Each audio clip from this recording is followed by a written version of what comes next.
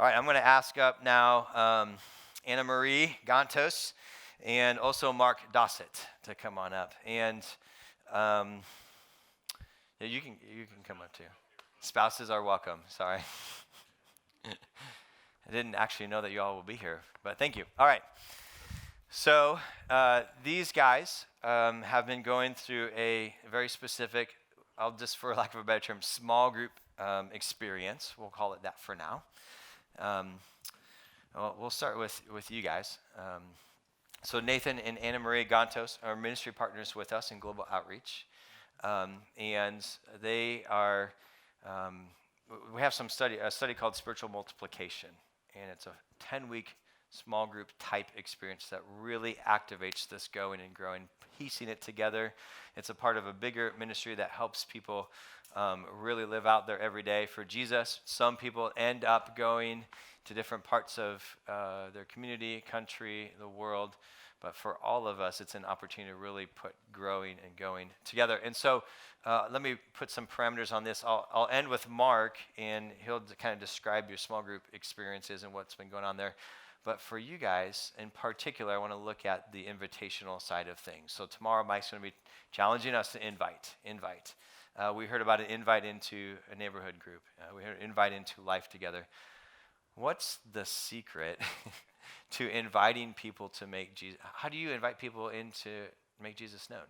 Ready, set, go. Thank you. So there's so many answers to that, obviously. I think that it's a hard question to answer because it does depend on the situation, right?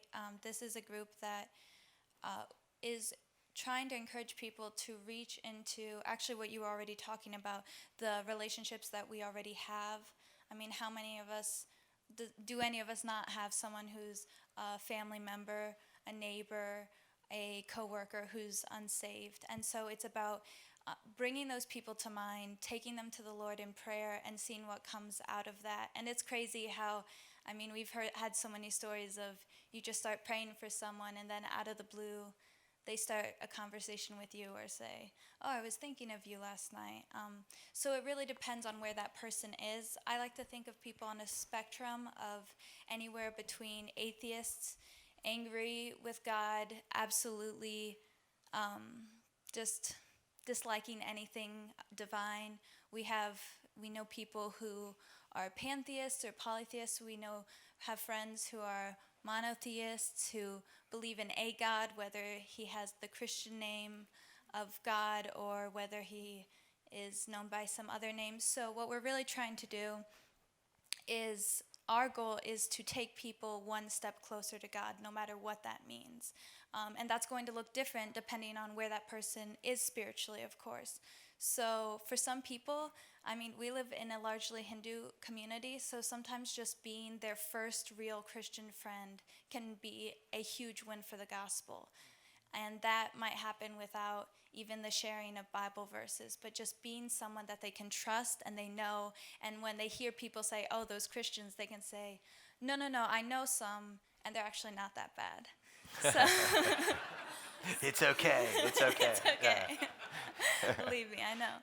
So it really just depends, and it's about just starting wherever in the relationships you're in, and then hopefully as you go through the group, you'll be engaging with new people and meeting people, and it's really cool to encourage people to, how many of us have neighbors who live across the street, and you've just really never gotten to have that chance to really talk to them, or you've just never taken the time to cross that street. And so it's really just about taking those opportunities. Do you have anything to add to that? Yeah, sure. In specific? Just kind of, I guess, in more response to his question specifically on how do you do it or how do you get to the place where you're doing it, I would say honestly, just doing it helps you do it. The first time you do it is horrifying. The second time you do it is all adrenaline, and then after that, it's just an everyday part of your life. And the point of this group is that the leaders, which is going to be us, will say, hey, come with us and we'll do it with you to get you past that first hurdle. And I have one more thing.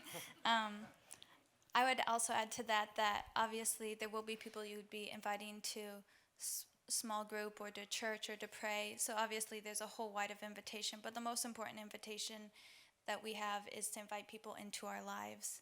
And that's probably the hardest because it's the biggest time commitment. It requires the biggest sacrifice, but it's also where we're going to see the most fruit. So I just wanted to say something from my experience with this group. And I think the whole idea of these thoughts are to put the people who are in your life like right here on the front of your mind, because when you talk about them each week, when you pray for them each week, then God moves those people into your life, into that area, into that circle of influence. And then you kind of, it's not a lot of like conniving and to get to that point, but it's looking back and saying, oh, that was it. That conversation was exactly what I had been praying about the whole time. So we had an experience where we wanted to do something in their neighborhood, and we said, well, we have like 6 of us, let's just open up our trunks, and it's Halloween, let's invite the kids to come get some candy from our trunks. I mean, it just wasn't even this big organized thing. We had 200 people from the neighborhood that were from, mostly people from India that came by. We were playing bags in the parking lot, and we were eating candy. We were just talking to them and having great conversations. So It's a lot of candy. You have big trunks. Anyway, yeah. So hey, let's pull up and open our trunks and anyway. But it sounds absurd, but it works, right? I'm making light of it, but it's a cool thing. It's an invitation. It's really cool. A quick experience on my own. And it's not anything that I was doing. I was at the Bloomington Coffee Hound, and I had just met with a friend of mine from an accountability kind of standpoint. We meet once a week, and I just felt like I just needed to stay there and then just, do pastoral work. No, I was just sitting there. I don't know why, but then this young guy by the name of Pat comes over to me, introduces himself. Hey, you are at Eastview, and right? And I'm like, yep, it's the beard. Anyway, it's true. And younger guy, and so he just was like, can I just ask you some questions? And I'm like, yeah. And then I realized that's why I needed to stay. And so he's asking questions about, I just have a desire to want to know who Jesus is more. And so I honestly, in true confession, was like, I don't know where to go with this thing. What do I do? But he came to me. So I'm like, do you want to meet again and read through the book of John with me? Like, just throwing something out there. He's like, I would love that. And so we've been doing that. It's really cool. And it's mutually edifying, as Randy was saying earlier, but it's one of those moments where it's like, okay, it's an invitation that fell in my lap, and if I didn't catch that, I don't know what Jesus would have had to do to punch me in the head. But it's really cool. If we're willing, you just never know what God's going to do in those ways. All right, so Mark and Karen and the Gantos, and then Tommy and Amy, Nika, and do you guys have anybody? Deb Carr, okay. Mike Smith. Yeah, so that you guys have had this intentional group. What's the official name for your group? I know you're going through the spiritual multiplication material, but what do you call yourselves? Do we call ourselves Phase 1? Is that the name? Yeah, okay. That's not a great name, but Phase 1. P1 sounds great. All right. Oh, wait, never mind. Okay, junior high. Moving on. Ruin the moment. Mark, can you save this, and will you describe what it is that your group is all about? Sure. Yeah. And I might need some help from everybody, but I'll give you a little bit about structure, but that's not what I really get excited about. I'll give you a little bit about the flavor and the attitude that comes with all that. But the structure is, just think that you got a small group. You're all leading small groups. Well, we have a small group, and we meet once a week. That takes 2 to 3 hours, I suppose. But then we think of 3, 2, 1, just to kind of log that in your heads as well. Okay, what's 3, 2, 1? So 3, it talks a lot about what we've heard already today, stoking the fire of your own passion for the Lord Jesus, your own worship, your own praise. So 3 hours, that's the 3 with Jesus during the week. That's pretty simple.